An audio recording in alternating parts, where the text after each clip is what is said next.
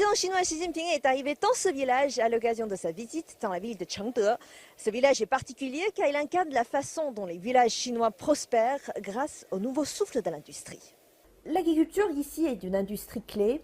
Dans le village de Daguikou, dans la banlieue de Chengde, dans la province du Hebei, en Chine du Nord, on cultive des fraises, des raisins et des cerises. Ces produits à haute valeur ajoutée sont cultivés dans près de 300 serres. À l'origine, le choix des fruits n'avait pas été retenu. Dans le village, on avait auparavant essayé la culture du riz, du maïs et des légumes, mais pour toutes sortes de raisons, comme le manque d'eau, le rendement était trop bas. Par conséquent, les villageois ne gagnaient pas d'argent avec cette façon. C'est alors qu'ils se sont tournés vers la culture de fruits. Aujourd'hui, la culture des fraises est devenue l'activité principale des 1700 habitants. Annuellement, chaque ménage peut gagner 100 000 yuan, soit 15 000 $ environ. Mais l'économie fruitière n'est qu'une partie de la stratégie de redynamisation. Le tourisme en a une autre. Ce village est entouré de paysages naturels, mais comment en faire des sites pittoresques? Une entreprise s'est impliquée et a fait la différence. Hebei Construction and Investment Group a commencé à développer la région pour stimuler le tourisme. L'entreprise a investi 2,5 milliards de renminbi, soit 400 millions de $ environ, dans le projet de la montagne Lianhua. Après 4 ans de travaux, ce lieu réunit désormais loisirs, sports et échanges culturels et génère bien sûr des revenus. La Chine a toujours considéré la redynamisation rurale comme l'une des clés du développement d'une économie moderne.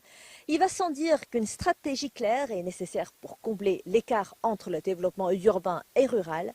Ce village montre comment le gouvernement local utilise les éléments de la terre et de l'industrie pour établir un modèle clair.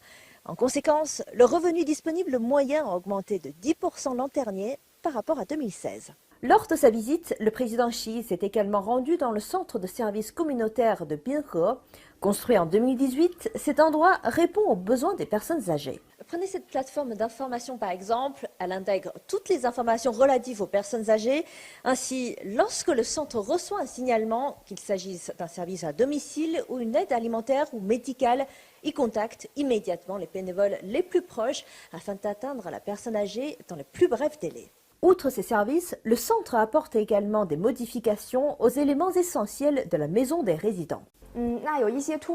L'idée est également de fournir un service opportun et approprié. Par exemple, s'il y a une urgence, nous pouvons immédiatement dépêcher des docteurs pour les plus âgés. Et tout ce qui concerne le patient va apparaître sur notre écran, dont son traitement médical, ses habitudes de vie et son historique de santé, ce qui fait gagner un temps précieux aux patients. La société chinoise commence à vieillir. Le nombre de personnes âgées devrait atteindre un sommet d'ici 2050, plus de 480 millions. Ces gens pensent que la grandeur d'une société se mesure à la façon dont elle traite ses aînés. Ce qu'a réalisé certaines communautés montre l'exemple. Réfléchir en profondeur aux besoins des personnes âgées afin de rendre leur vie plus sûre et plus confortable. Zhang Shanhui, CGTN français, Chengde, Hebei.